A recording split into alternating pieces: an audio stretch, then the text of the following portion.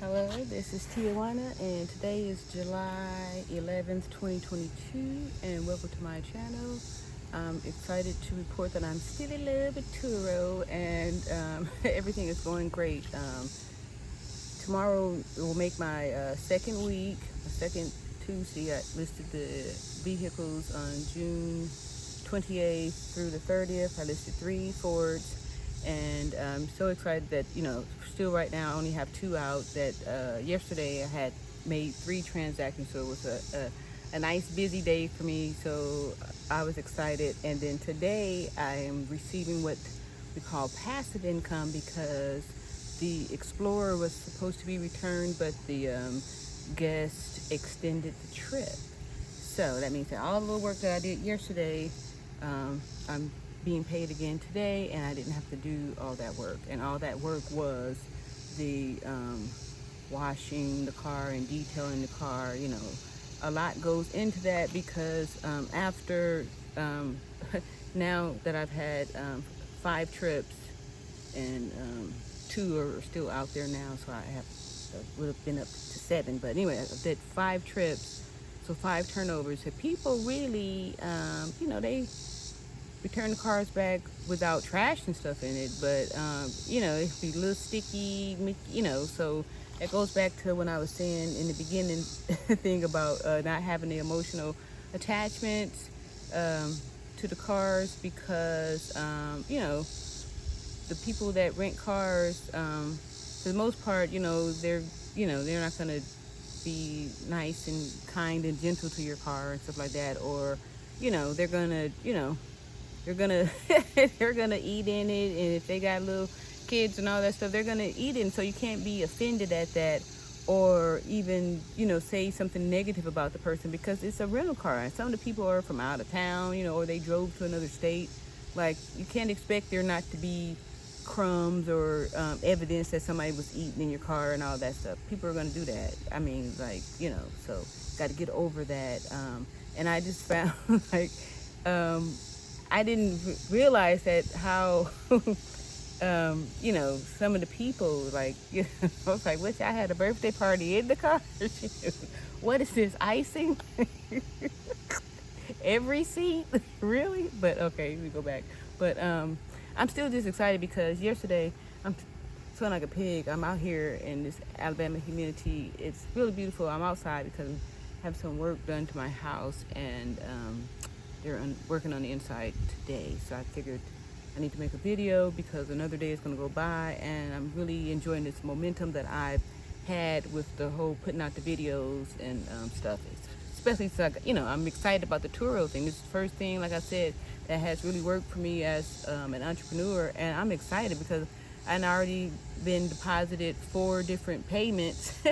And then I just saw a message of cha-ching. That's what they do, send you a message, say cha-ching, you've been paid when the trip is over. So as soon as the person's trip is over, you get paid like the next day, next 1 to 2 days, money in your bank payment. So I'm just excited, because it's like working. This is the first time, like I said, it's working. And then, like yesterday, I was like hopping around.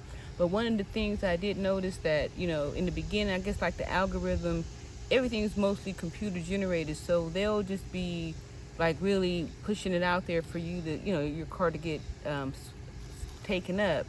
One of the things that I did last week was that I offered free airport, pickup, free airport delivery. And I got 2 bookings to the airport just for doing that. So, sorry, y'all. I do a lot of sweating, but I need to get me a little sip of this here water. Sorry, but when I added the airport pickup thing, all of a sudden I started getting, I got 2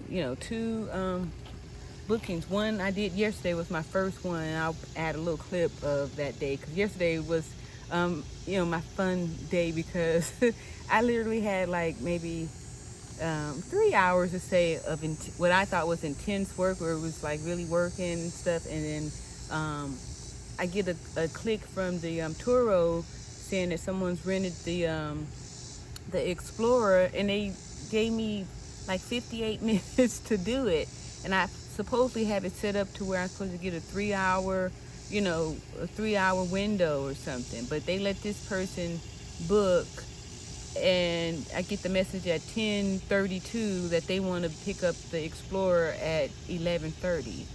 Luckily, you know, as soon as my cars come back, I do the cleaning because I enjoy cleaning them. So I do the cleaning immediately, and all I needed to do was, you know, tap the back again and sanitize it and drop it off up there to the drop-off spot. But my point to say is that if I had like refused, and then it's going to mess up my 100% performance evaluation that I, you know, refused the trip or something like that.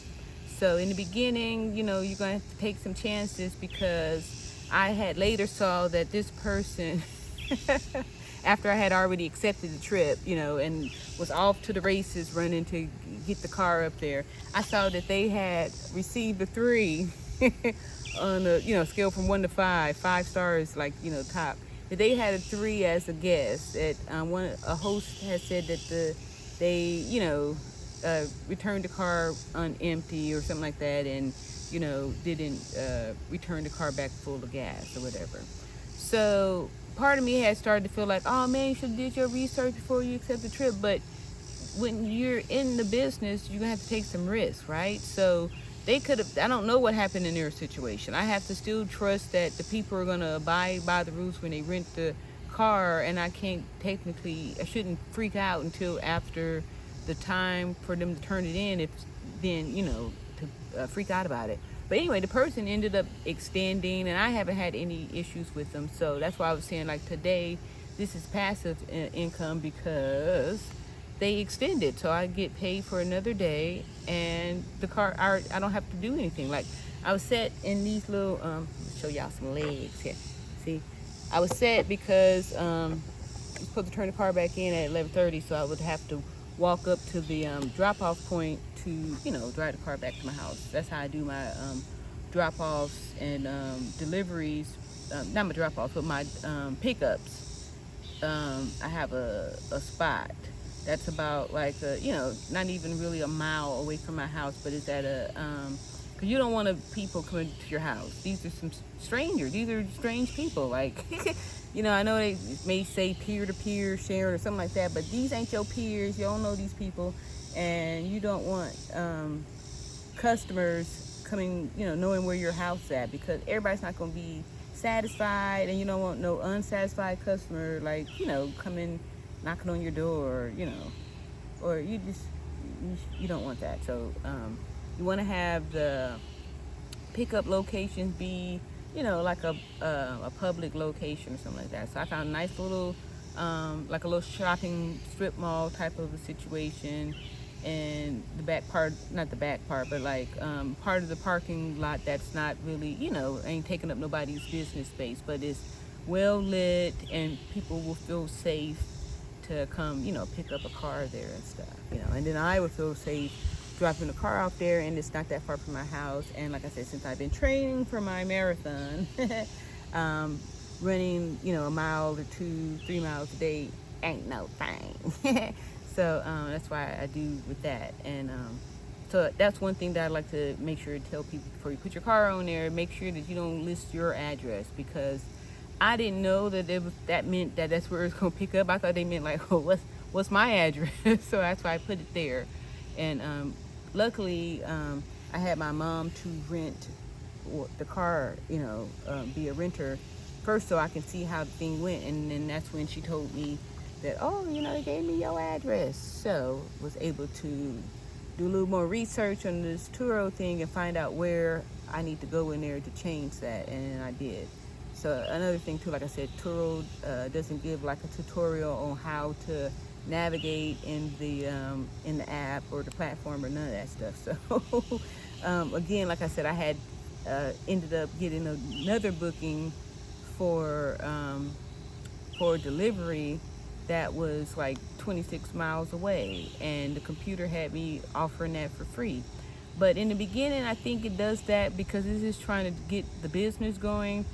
and you have to be willing to, you know, take it, like get it without the lube sometime, and just to like build a relationship. Like one of my customers that's got my edge out is coming from New York, so, and he's here on some business stuff, so you know it could be a potential return customer into like looking for some type of business, something he's doing here in real estate, and I happen to also be a realtor, so there we go. But I'm going to take a break here because I'm getting a phone call.